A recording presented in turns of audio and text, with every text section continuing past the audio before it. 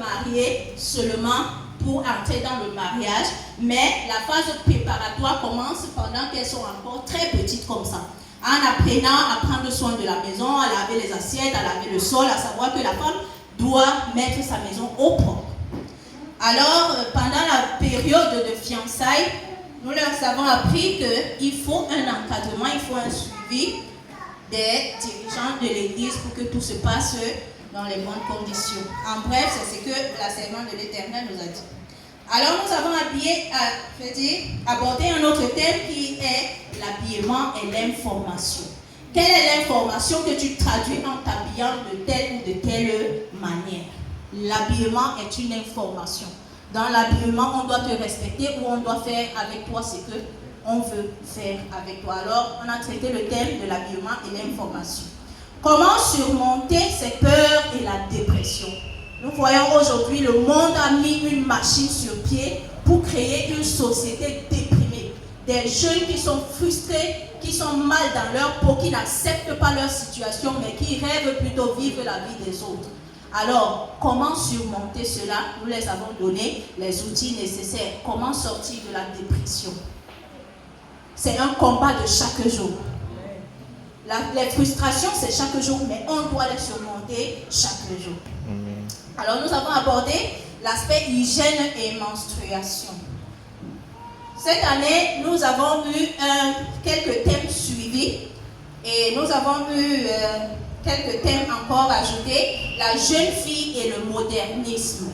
Nous avons demandé si c'est possible d'être une femme vertueuse dans un monde où le modernisme a pris une autre ampleur, a pris une autre couleur. Nous avons fait un contraste entre les droits de la femme dans le passé et les droits de la femme du présent. Comment est-ce qu'elle pouvait utiliser le modernisme pour être une femme vertueuse dans son foyer et dans la société? Alors, dans cette même rubrique, nous avons vu aussi comment elle pouvait utiliser la technologie pour se mettre à la page de l'évolution de la civilisation de leur époque, afin d'être une femme serviable en société. Ce qu'il faut faire, en troisième point, ce qu'il faut faire pour garder sa virginité. Ça, ce sont les cas pratiques, les cas détaillés de la vie de chaque jour. Comment découvrir son talent? Voilà un aspect que nous avons abordé avec les enfants qui ne doivent pas seulement rester à attendre du jour au lendemain qu'un miracle se produise. C'est que tu dois te découvrir, tu dois savoir ce que le Seigneur a mis au-dedans de toi. Et savoir le mettre à ton avantage et à l'avantage de ceux qui sont autour de toi. Alors, comment se faire respecter? C'est un sujet très très délicat. Peut-être facile à comprendre, mais très délicat. Comment se faire respecter en tant que femme dans une société dominée par les hommes? Ça, ce n'est pas une bataille quelconque, mais comment se faire accepter, par exemple, dans le monde de l'emploi en tant que femme?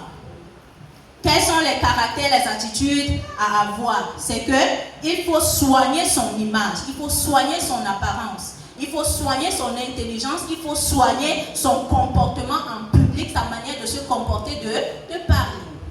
Et aussi, un autre aspect pour se faire respecter que nous avons abordé, c'est être d'abord un modèle. Être un modèle. Donc, en résumé, voilà des thèmes que nous avons abordés en cette année et l'année passée.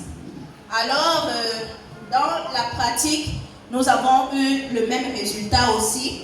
Nous avons eu environ plus de 95% de couverture de programme de notre année scolaire.